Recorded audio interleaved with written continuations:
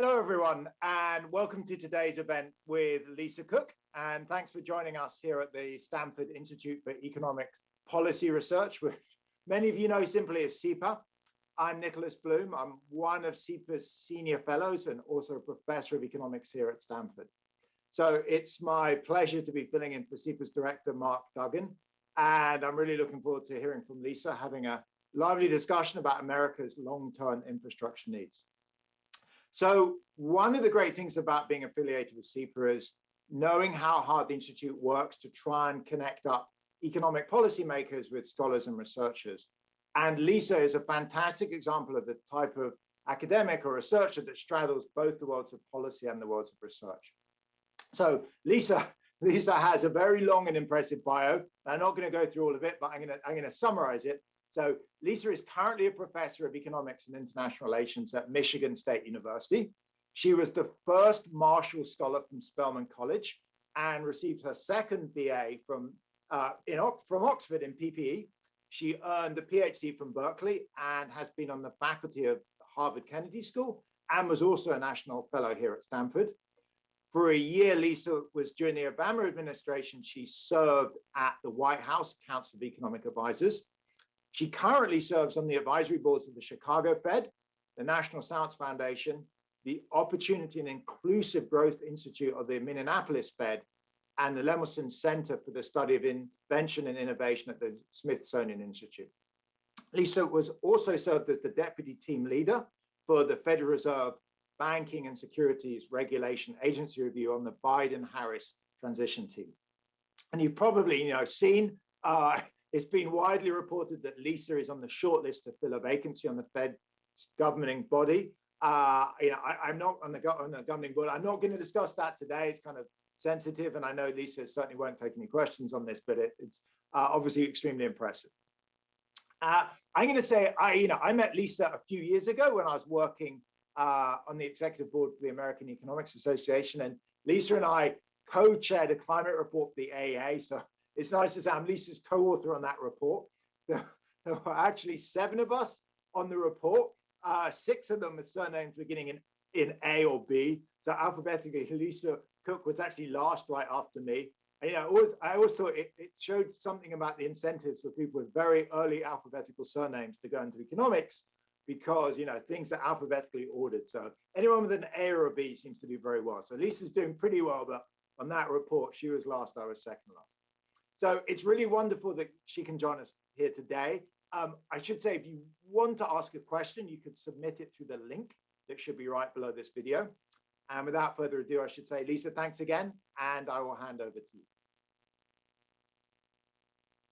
Thank you so much for that kind introduction, Nick.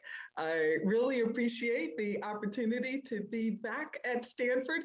Yes, I think I was the first one to turn 1 year National Fellowship into a 3-year gig at the Hoover Institution. I just got so much work done, and it turned out to be seminal for the research that many of you probably know about related to innovation and long-run economic growth and violence, actually. So I am forever grateful to Stanford for the time that I was given there and the wonderful people with whom I interacted there.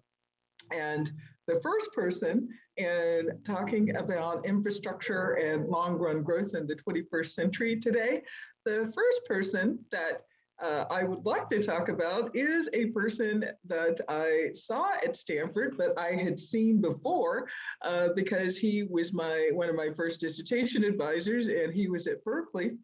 And this is Paul Romer. And Stanford and Berkeley shared this Nobel Prize winner in economics. He was at Berkeley before he came to Stanford. And when I was there in the 1990s, he had just fleshed out his ideas related to endogenous growth, long-run economic growth. And this was something that was seminal in our thinking about changing the arrival rate of ideas. From the classic Solow model that it was all in the epsilon term, in the error term, and this was not determined by countries, but endogenous growth theory that Romer and others helped to solidify, to explain, suggested that this fate was not inevitable, that countries could take control of their futures by investing in increasing the arrival rate of ideas. So this is when Paul Romer and I met, and I sat in his economic growth class, and I was deeply moved and deeply influenced by his ideas, for which he won the Nobel Prize. Ideas depend on other ideas in infrastructure. How is that? The arrival rate of ideas depends critically on other ideas in infrastructure. Ideas that are developed, refined, and shared, for example, via research, and increase the stock of knowledge. So there are specific kinds of ideas that will increase incrementally the stock of knowledge. And sometimes we refer to this as innovation. And this is where a lot of my research lies, in the economics of innovation, as well as Nick's. This investment is in ideas and innovation. And this requires specialization. So the way the model was worked out, the way that Romer worked out the model, was that human capital could be separated into human capital, folks who raise the arrival rate of ideas, say scientists and engineers, for example, and others who did other things, but are absolutely critical to the economy as well. So this is a very important part of Romer's novel ideas related to endogenous or internalized growth, long-run growth. Each step of the innovative process requires investment in infrastructure. And I'll just mention several examples of this. Legal infrastructure, for example, contract enforcement, ideas protection such as patent, copyright, and trademark, and rule of law.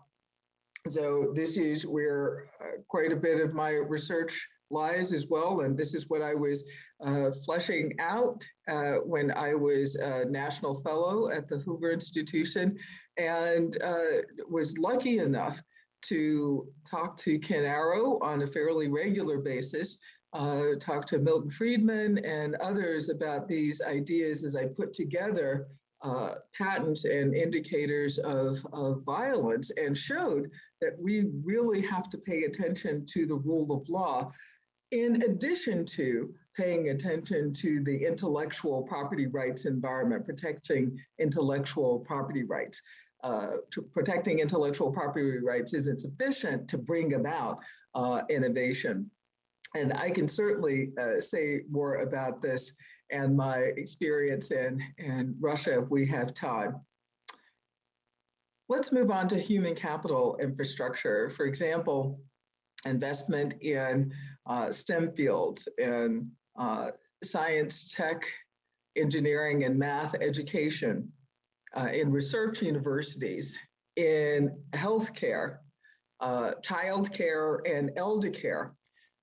Why childcare and elder care with respect to human capital infrastructure? Well, the kind of specialization that Romer talks about, that those who espouse endogenous growth talk about, can't be done unless there is specialization. There is this division, as I mentioned, this comparative advantage that is built into the model, such that there is specific investment in R&D, and scientists and engineers, those who are increasing the arrival rate of ideas. So if specialization has to happen, there have to be the supports, the infrastructure to allow that to happen. And childcare and elder care, as the pandemic has shown, are critically important in terms of allowing specialization. And then there's physical infrastructure, which is the most obvious. For example, national labs, roads, clean water, high-speed broadband. All of these elements of physical infrastructure are important to inventors, for example, to those who specialize in increasing the arrival rate of ideas.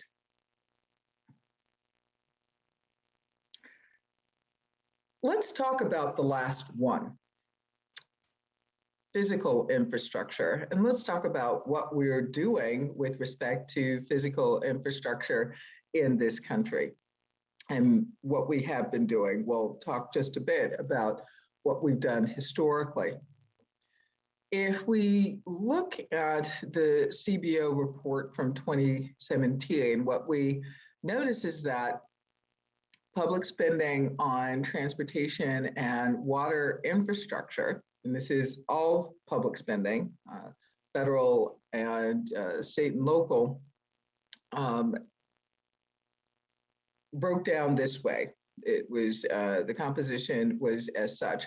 For highways, it was $177 billion. For mass transit, $70 billion. Aviation, $37 billion. Rail, $5 billion. And if we just look at water transportation and resources, water transportation, $10 billion. Water utilities, $113 billion. And water resources, $29 billion. So that's significant spending at all three levels of government, public spending. But what does that mean? Economists aren't going to leave it just there. We need some sort of denominator to help us think about how to put this in perspective. And for context, let's look at it with respect to GDP.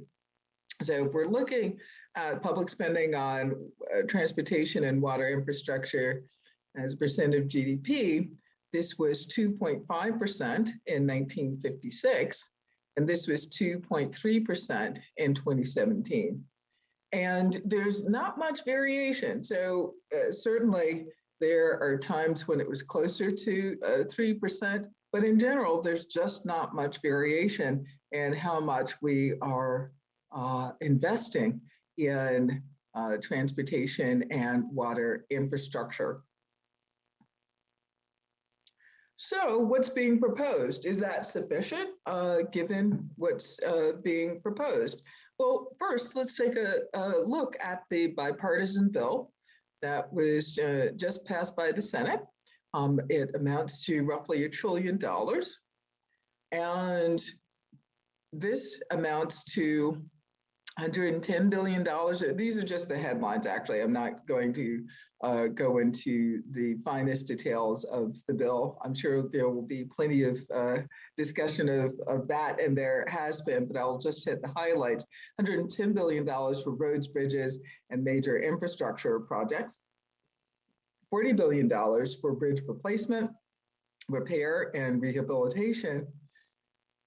$16 billion for other major projects that were too complex to be included in the first line item, and $11 billion for transportation safety. So those are some of the big items that have been included in this $1 trillion bipartisan bill.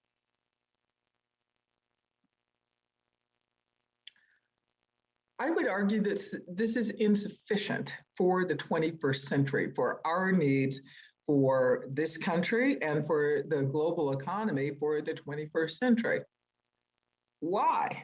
So first of all, it's too little compared to the prescription. And we have several prescriptions. One that is taken quite seriously is the estimates put forward by the American Society of Civil Engineers. They estimate that we have a $2.6 trillion gap That is the need. But what is being proposed is $1 trillion. So, and this is for all types of physical infrastructure. So we're already doing less than what is prescribed by the professionals. So if we have a once in a generation chance to upgrade our infrastructure, we should certainly take advantage of that opportunity. And in my view, this is the fairest way to augment long-run growth, is to invest in this kind of infrastructure. Another way in which it is too little in comparison to what is needed is that only $1 billion in this bill is devoted to the Reconnecting Communities Plan, the Reconnect Communities Plan. So what we know is that Black neighborhoods, and there's been a lot of research on this recently, that Black neighborhoods were disproportionately divided by highways and other infrastructure. So this seeks to address that issue, to bring those neighborhoods back together, to augment the social capital, for example, that's needed to participate in innovation, to participate in inventive activities.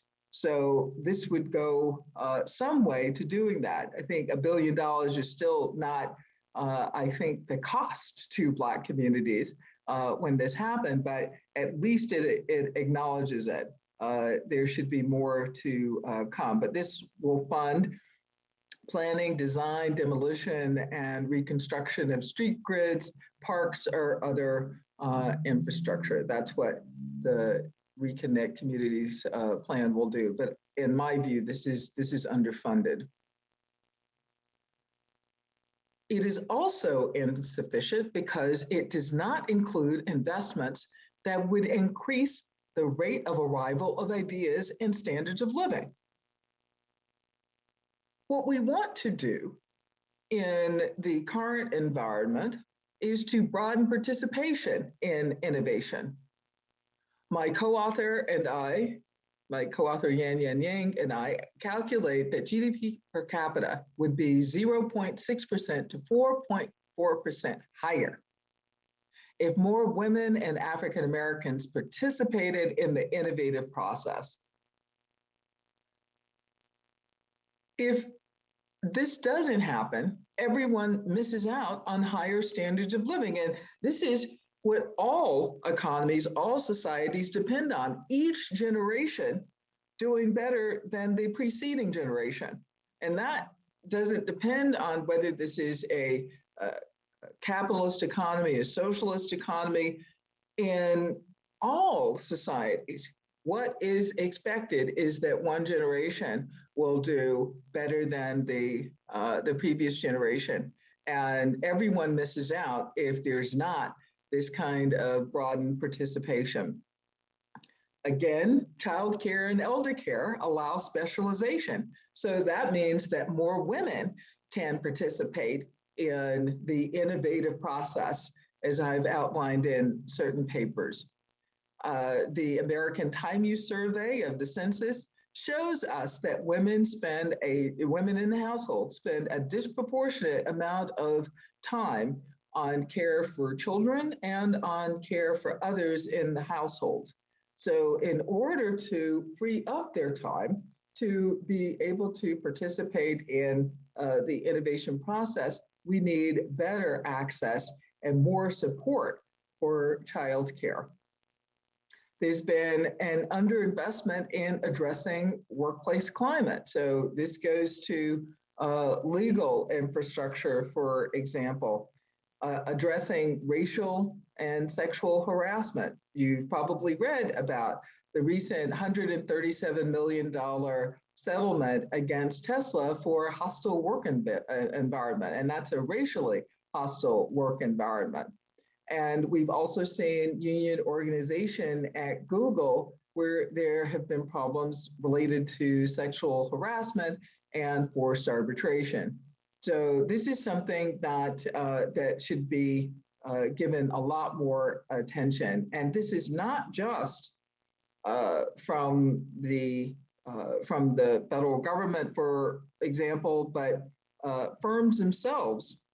And they shouldn't wait for the Department of Labor to sue them to help to broaden participation in this vital activity. But shareholders should also hold management accountable for these outcomes, for decreasing the probability that there will be a hostile work environment. You're trying to increase the arrival rate of ideas and increase living standards as a result of doing that. So I know that I'm coming to an end, and I thank you for this opportunity again, SIEPR. Really appreciate my time at Stanford as well to flesh out a lot of these ideas related to the economics of innovation. And I look forward to your questions now. And I also look forward to seeing you on Twitter, where I talk about this and a lot more at Dr. Lisa D. Cook. Thank you so much. Look forward to it.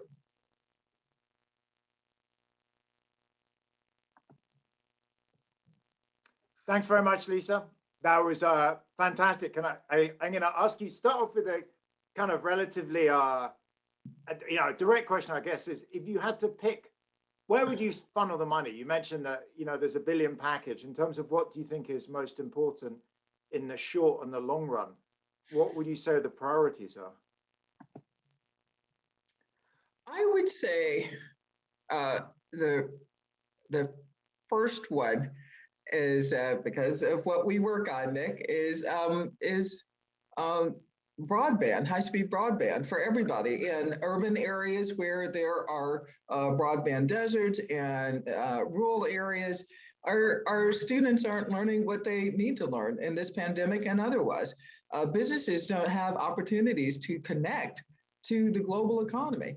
We really need to address that and address it seriously and quickly. The second thing that I would say I'd want to put the most money in is childcare and elder care. This is a crisis, and I'm just shocked that it took a pandemic for everybody to realize this. We've had these American Time Use Survey data for quite some time, and we know that there's a disproportionate burden on women, but nobody's really connected the dots in a way. I mean, I have, but the person sitting over in her office at a research university. But this has given us the illustration of exactly what I'm talking about. Right. That we rely on specialization. Economists rely on specialization for so many things. And this is just one more of those things that we would rely on. So we need to put in place the incentives for people to participate as we would want them to participate in the nation economy. Yeah, totally. I was going to say, in your broadband point, it's kind of fascinating because with the huge increase in working from home, it's one way you can push prosperity out across the country because people can move to areas that were just too far to access the labor market. I mean, I totally agree. That's right. I mean, it's also fascinating, by the way, I was amazed when I moved over here to find that the US has no federal maternity leave. So the US is, I think it's the only OECD country that doesn't have that. I was kind of stunned coming from the UK where. That's right. I was originally going to put that on my slides today, and I was like, that's so painful to see. That's so painful to see on the graph. I mean, we're doing poorly in comparison to other OECD countries along other dimensions. This was just stark. The only OECD country. I mean, it's just, it's unconscionable. Yeah, I mean, I think the Obama administration was moving on this and never quite got that together. Hopefully it comes through in the current administration. That's right. I was going to ask you a question, change directions a little bit, which is, you mentioned this number, 0.6 to 4.4%. GDP would be higher if more women and African Americans participate in the innovation process. Was that a level or a growth rate? I would have thought it would affect the growth rates over time. It would be a huge cumulative effect that if there were, a wider participation in the rate of innovation, you'd see year on year a vast increase that you could get from that. And I know some of my colleagues in Stanford, for example, Chad Jones and Pete Klenner, have looked at this as well. That's right. No, that's right. That's right. And I refer to Shay Clennell Jones, and there's one more co-author. Eric Hurst. I'm sorry. I think it's Eric Hurst, maybe, but I might be getting... Eric Hurst. That's right, Hurst. Of course, Chang was my housemate at Berkeley, so of course I remember him, and Pete and I overlapped at Stanford, so I need to make sure that I get all the names right. But yes, I would agree. So this is a very back of the envelope conversation, and we were thinking very conservatively, because we were using the Hunt et al. Calculations just to make sure, because we were adding African Americans, we wanted to be as conservative as possible. And that would be the next step. That's absolutely right. That would be the next step. But right, this misallocation of talent cost us 20 to 40% of GDP or productive capacity, depending on how you calculate it. This is costly. Discrimination is costly. Yeah. No, I can see it's massively costly. In fact, your elderly care issue is another angle it would be. I mean, the US does quite well in terms of getting older people to work. Europe has the reverse problem that people retire too early. But the more you can also have people that want to work, rather than go from 5 days a week. I don't know if you've thought, that's another angle. But in terms of people that want to work at, towards the end of their careers are able to more easily, because sometimes it feels like doesn't stop. I was going to ask a different question, which is, COVID has really changed things a lot. And I wondered, in terms of the infrastructure bill, how hard do you think it is to plan spending? So, for example, working from home, movements against air travel, less commuting by road, people's fear of public transport and density. Has that made the thing difficult to execute? So you can put the money there, but no one's really quite sure what to spend the infrastructure dollars on. I think there's such a backlog, for physical infrastructure. Let's just focus on physical infrastructure for the moment.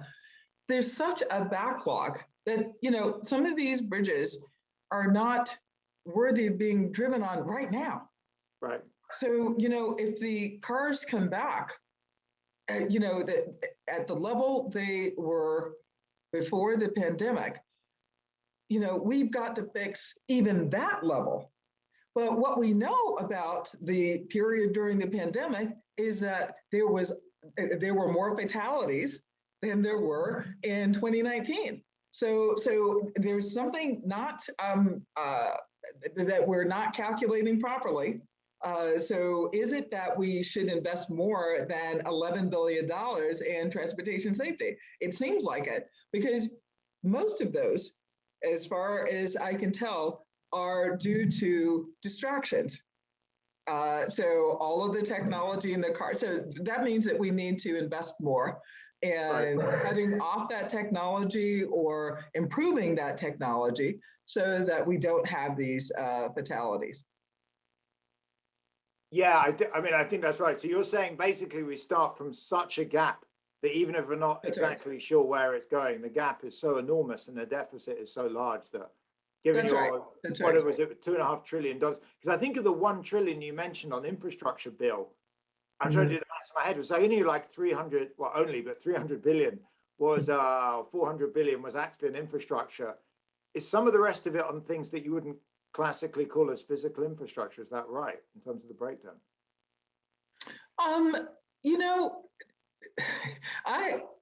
I would call it infrastructure. I'm not sure all economists would call it infrastructure, given what I think would support, again, the increase in the rate of arrival of ideas. Right.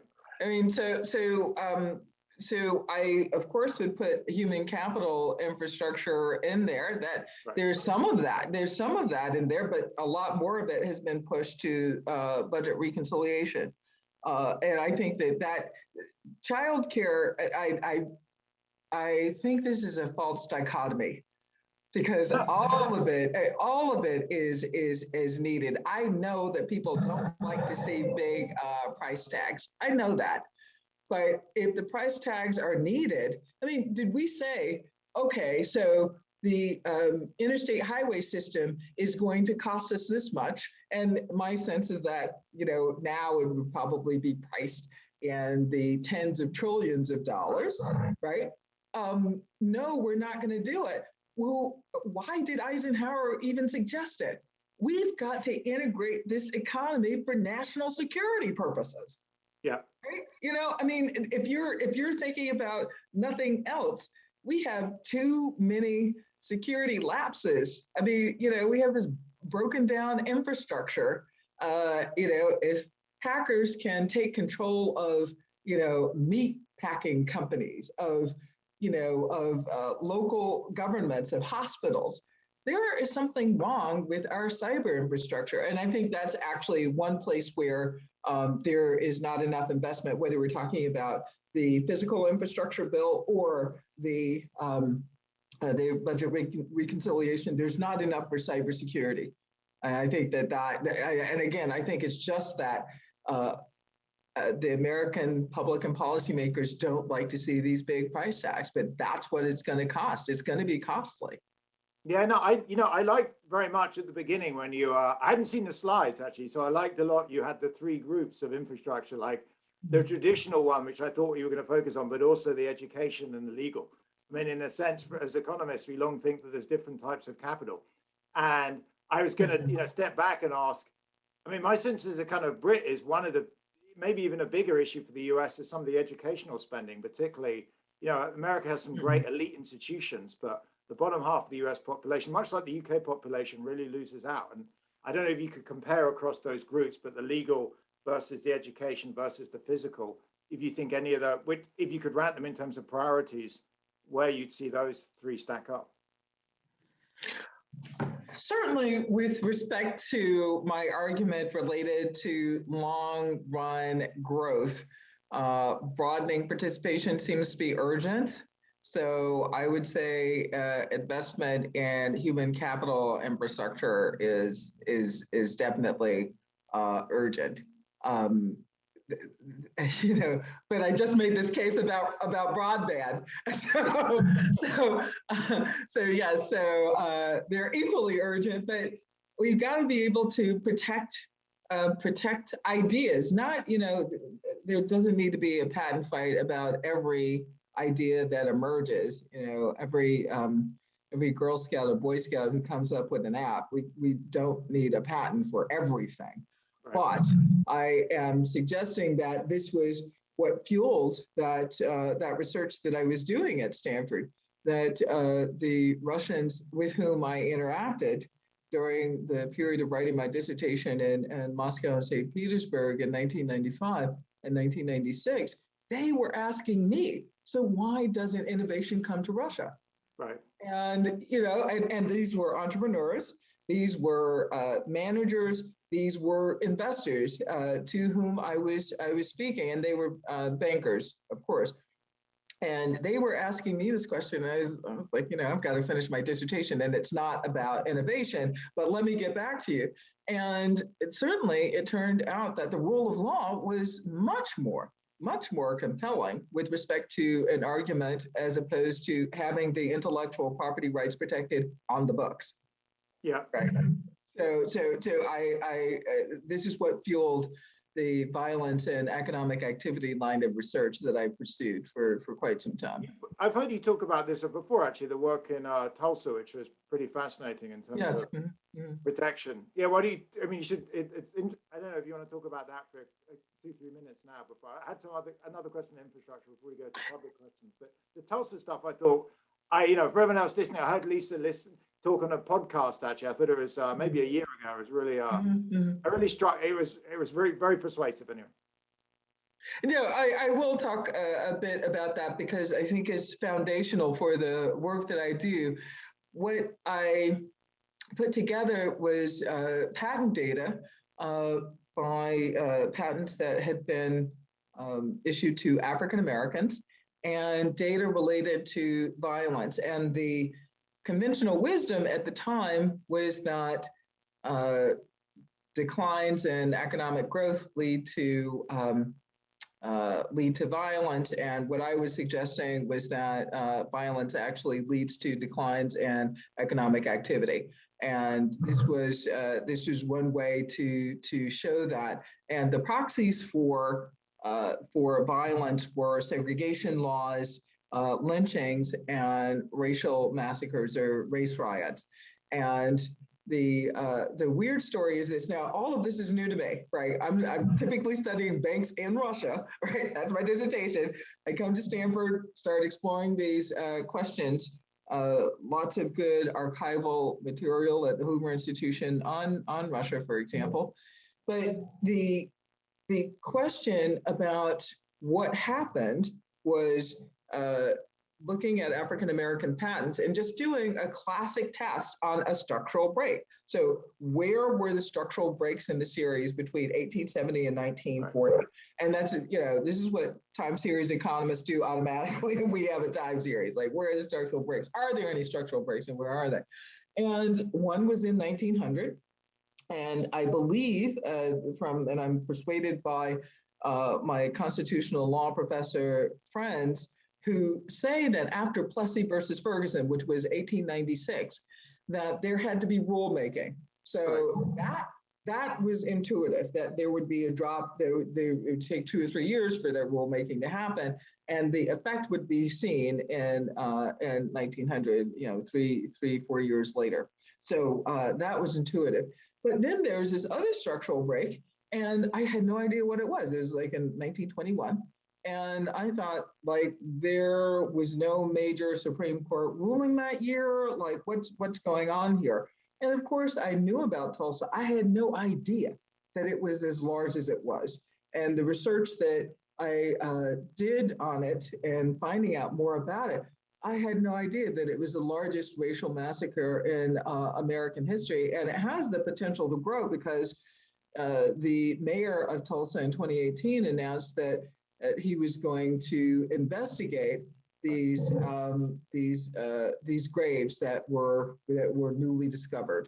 So it has a potential to even become a lot larger. So this was just a purely econometric exercise, right? Yeah. And I think that's the way we should do it.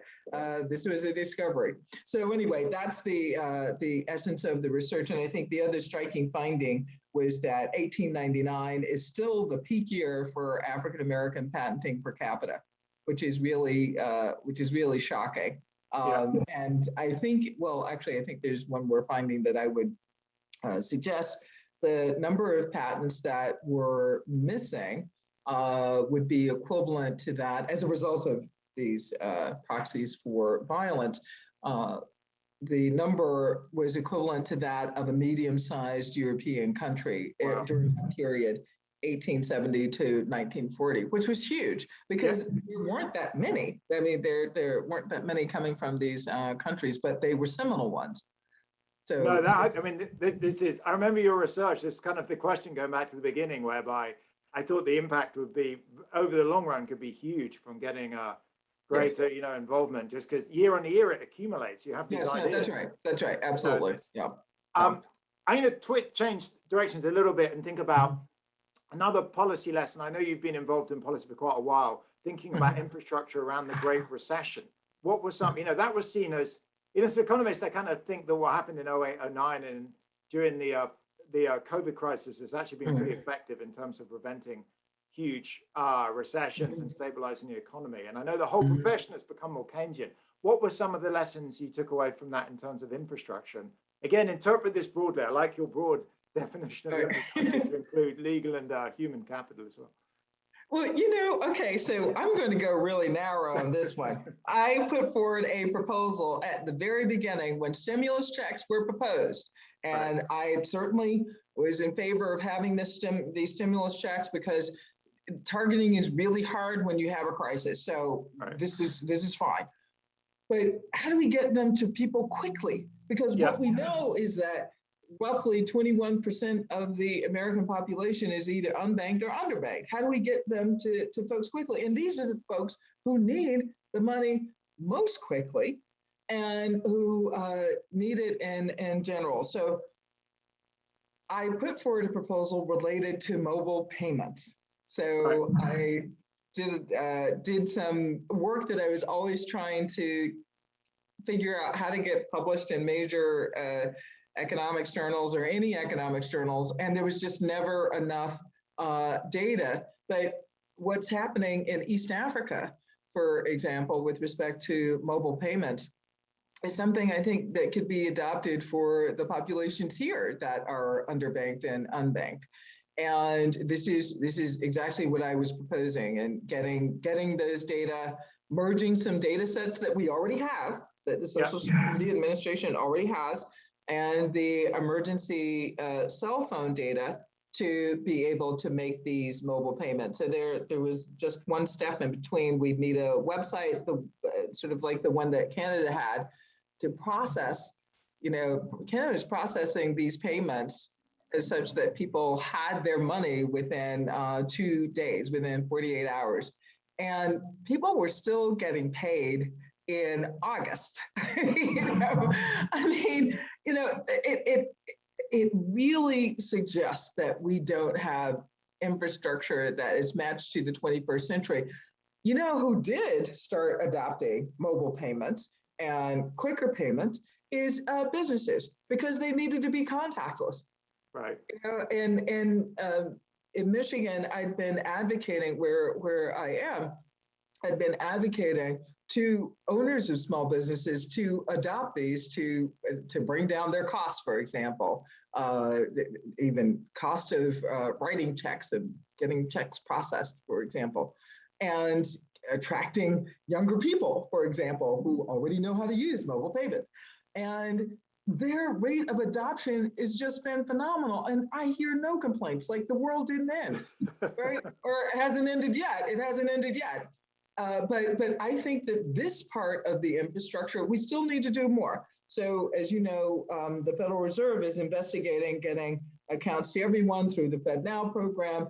And certainly financial institutions are trying to figure out ways to get money to individuals and businesses faster. So I think this is actually a good development. The pandemic has been amazing at accelerating change, actually. Yes. And your comment on infrastructure. You remember about a year ago with the pandemic unemployment system, whereby they just set it at $600 because they couldn't figure out. I mean, it was crazy. We had like such an antiquated unemployment insurance payment system that they just said, look, we don't know who's getting what, and we're just going to have a flat rate. We needed to call the Hidden Figures to come program and COBOL to get unemployment checks to people. I mean, because I am not a labor economist, I had not focused on how antiquated these systems are. But so it's not just in the unemployment system, it's in the SBA. PPP took a long time to roll out, and outside of crises, this is something that I worked on at CEA. Outside of crises, we need to upgrade the infrastructure so that when there is a crisis, and these are inevitable, we need to have the infrastructure in place to be able to process such loans or grants very quickly. And we just had not made that kind of investment. So, Lisa, I'm going to ask you a few questions that have come in. So one is from one of the students, actually, Mert Akan, who I've been working with, who asked about productivity growth.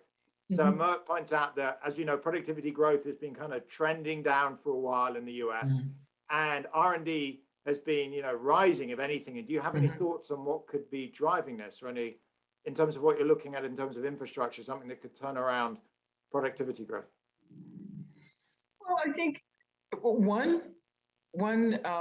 part of that answer comes from what I was already suggesting in terms of broadening participation.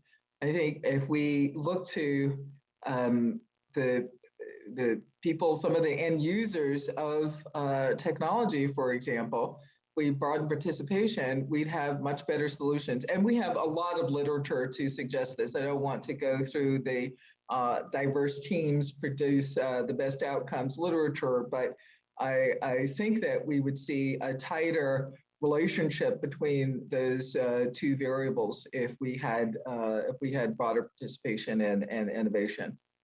Do you think the pandemic's going to help change that? I hear when I talk to I've been talking a lot to firms about working from home, and there's some hope that I mean, it's a bit of a mixed bag, but. Right. I mean, I've heard you speak quite a bit about this, and I think there are, there are diminishing returns I wondered this. I didn't bring home my ergonomically perfect chair and setup from my offices, right? And I am reluctant to invest the kind of money that was invested by the university in that setup, because I don't know how long I'm going to be at home and working. So I know this is probably going to lead to like more physical therapy in the future, and that'll be competing with claims on the healthcare system related to long COVID or disabilities associated with COVID, or us not having gotten the healthcare when it was preventive care, and then we're addressing chronic issues, right? So I mean, there's a general equilibrium problem here. I'm not sure we're taking into account all of the factors we should be taking into account. And plus, working from home is not good for everybody. Right. It's not good for a lot of my young women colleagues who have small children at home. So I think we have to think about the differential effects of working from home. Yeah, I know. I think it's a bit of a mixed bag. We're going to see how this thing evolves out, but that's right. It's certainly a period of radical change. So there's another question in a different angle that's kind of interesting. I'll pass it to you. So, which is, do you have any sense of what the maximum national debt limit would be? And you can pass on this, but how does that link to expenditure on infrastructure, in the sense that if you expend on capital, how we broadly define it, does it basically shouldn't really be counted against national debt or the limit? It's just huge. I'll say that it's huge. The limit is huge. We have a lot of capacity, and we've already demonstrated that. I think that's one of the striking things, by the way, about the pandemic over the last year is it goes back to 2007 onwards. We've just seen a continual increase in debt to GDP. And I know people used to say that the UK was the all-time maximum, I think, after Napoleon. Right. Something like 250%, but we're reaching incredibly high levels, and it doesn't seem to be any fear there's no run on treasuries or government securities across country. There's always our star, right? There's always that puzzle. It should be going in the opposite direction. So there's another question from another direction here, which is somebody says that Black and Latino kids perform worse on standardized tests on maths, and in what sense is that? Can you kind of diagnose that and think what the government should be doing to try and address that gap in terms of resources? What policies might you advise on that? Following up on what I was saying at the Boston Fed conference on racial disparities yesterday, I would suggest that not all the levers are ones related to the federal government. And one of those levers that I participated in Oakland, in East Oakland, was the algebra project. So we were teaching seventh graders algebra because they had been tracked out. These were all African American kids. They'd been tracked out of the system through math. They were being taught remedial math, and they were capable of doing algebra in the seventh grade. And this was, if they didn't have algebra, this was going to preclude them from getting to college. So this was, and it also taught group learning, sort of relying on others to help solve problems. So I thought it was a very good program. And the founder of this, the MacArthur Genius Award winner, Bob Moses, just passed away. So there's been a lot written about him and the algebra project recently. So I think that there are local solutions, there are national solutions that are in the nonprofit sector. But at the end of the day, just like workplace climate, the issue is tracking people out of getting the best education they can get. And I think that fundamentally has to be addressed. This is a way to work around that, to bring people back in. But we actually have to find this out, figure it out, acknowledge it, and do something about it. And again, everybody suffers. Chetty et al. And his co-authors talk about the better outcomes for students who are children who are exposed to inventors, better life outcomes. Of course, they're more likely to become inventors, but they also have other better life outcomes. So, if we know that's the case, then how do we intervene? There are many things that we can do. We can take kids to museums that take their curiosity seriously, that allow them to be inventors, like Spark Lab and the Lemelson Center at the Smithsonian. Right. I mean, you've got to give people a sense of ownership, of empowerment over ideas. They can be actors, real actors in the economy. So, and with respect to creativity, I think that's absolutely necessary. So, Lisa, just to make sure I understand it, you're saying you're concerned that tracking, it kind of forces people to lower their sights. It doesn't expose you to, for example, brighter kids because you're pulled out of that circle. You're against, you think tracking is a problem because you're kind of, I mean, this used to be the thing they'd say in the UK. I remember when I was growing up that they have these secondary modern schools, which is if you did badly, yes. You remember, I mean, I'm not sure if we overlapped at Oxford, but, they'd say that you took this exam at age 11, and if you were unlucky, you didn't have much sleep the night before or stressed, you can imagine your parents have a row or something, you fail and you're pushed into the secondary modern, which is basically to be a carpenter, a builder or something. And, that's it. You can't go to university from those schools, and it seemed totally unfair, and they got rid of it. And I think this is stark to an American, sort of matriculating through the British system, that cutoff was stark. And I'll give you one piece of evidence. Which system has the greatest impact with respect to mobility in America? It's the University of California system. Right. Part of that is because of their relationship to community colleges. So let's say you were late in figuring out that you need to take your grade seriously. So you go to a community college and do a better job there, get more serious, become more mature. I had several students like this at Berkeley. And, and they were some of the hardest working students. I tutored some of them as well. And man, they were on fire. They were very careful, very engaged. And they wouldn't let you off the hook for any answer you give them because they'd been working longer than you had. So I think that I think that people deserve second chances.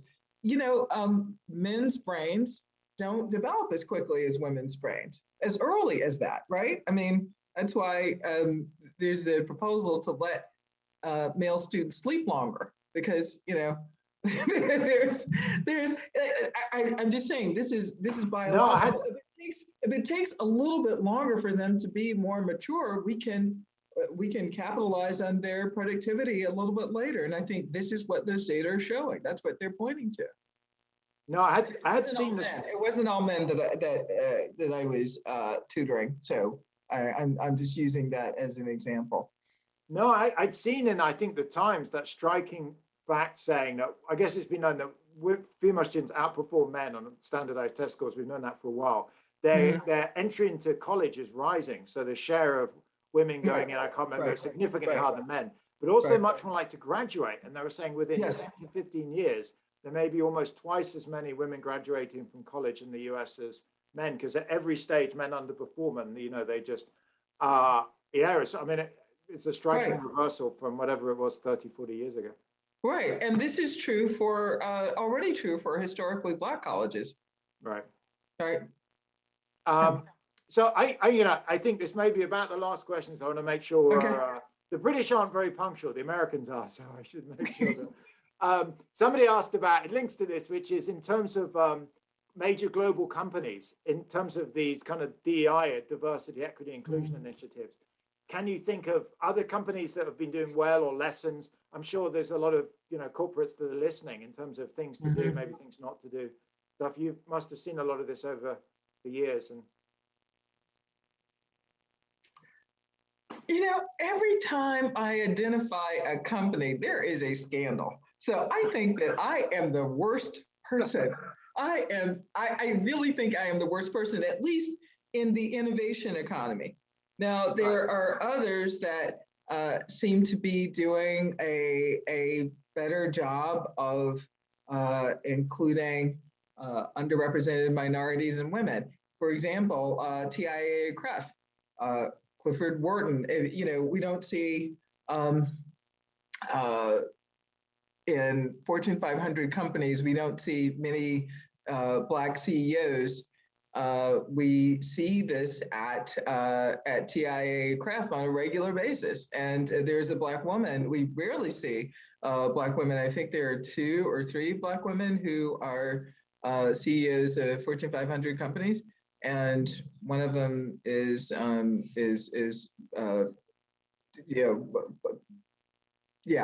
one of them is at Walgreens, and another is at TIAA-CREF, and I think there's a third one. But in any case, I think TIAA-CREF has figured out how to develop talent, how to identify and to develop talent and bring it to the fore. But again, I don't want to say anything else because, like I said, every time I bring up a company, hold up a company as an example, that company has some big scandal related to sexual, racial harassment. So I'm not saying anything. That's like economists picking stocks, like never trust. Exactly. Absolutely. Perfect analogy. So then there's a whole bunch of questions. Okay, I'll try and get in one more question. Okay, sure. In terms of infrastructure policy, do you think this is something that's best run at the federal, state, city level? I mean, for example, I know in Palo Alto, where we live, the city council has been trying to do something. It's a kind of a mix in the US. And do you have any sense on where it's best run from? I actually don't, because I think that there should be a larger federal footprint. So, okay, let me back up. My ideas about public infrastructure are largely shaped by my traveling in the former Soviet Union. Right. Those subway stations and the way you could connect, there was rarely that missing half mile, that last mile, rarely when I was traveling through the former Eastern Bloc, or shucks, within London. I don't know any major US city that has a night bus like London does, right? It's almost like, the OECD, most OECD countries and the former Eastern Bloc countries take much more seriously public infrastructure that is public transportation, for example. So because there's clearly federal investment, right? It seems like there should be a bigger federal footprint. But for maintenance, for example, and for other parts of infrastructure, let's say school buildings, because those are largely governed by localities, they should be in charge of that. They just need to make sure that there is money set aside for making sure that those stay worthy of the 21st century. So I think I don't have a good sense, besides my anecdotal evidence, of where there should be greater federal footprint, greater federal participation. But I think there absolutely should be. Got it. Well, Lisa, thanks. There's a whole bunch of other questions, but I'm afraid, I know we have a whole group of students. I was actually intrigued to hear what you're going to talk to them about your career, but I was told not to ask you any questions about your career. Sure. They get the exclusive with you after this. Also, the timing's perfect. There's actually a huge delivery truck that's just, it's like this curse of working from home that is, about to make a lot of noise. So, Lisa, thanks so much. That's been fantastic. I'm sorry to have any questions I couldn't get to. Thank you. This is really great. You're extremely kind, because I now know you're going to talk to a bunch of our students, which is great. But I enjoyed it so much. And it's lovely to hear you refer to Paul Roma, who was my colleague as well here for many years. And I have some papers with, so I was also very, obviously Ken Hauer as well, who was. That's right. I mean, all three of them were just so incredibly generous with their time. I just owe them a huge debt of gratitude. And again, Stanford University in general, a huge debt of gratitude, because I knocked on everybody's door and nobody turned me away. Well, thank you very much for taking up our invitation to come talk again. That's great. And absolutely. We'll Thank you. Good to see you again, Nick. Okay, thanks very much, Lisa. All right. Bye-bye now.